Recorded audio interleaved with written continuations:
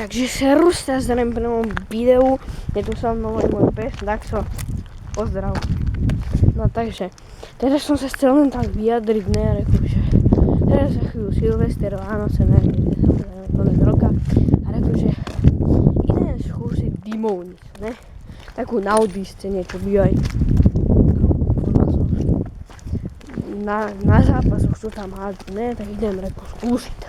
Odyssím. Tá chujovina kovová mi ostane v ruke. Uno kvalito, super. No a ne, potom reku, urval som potom ten kryt, čo tam bol.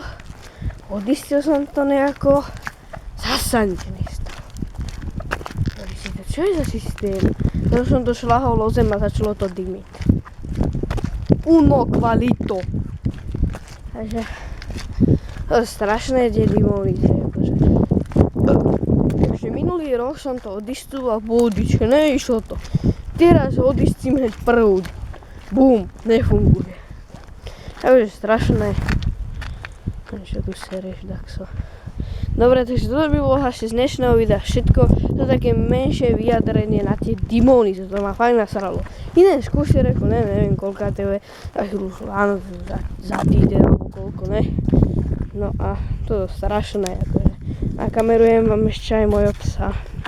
Blikačku som mu dal. Nerob, ty si strašne sprostý. Dobre, takže toto by bolo z dnešného videa všetko. Ja sa s vami lúčim.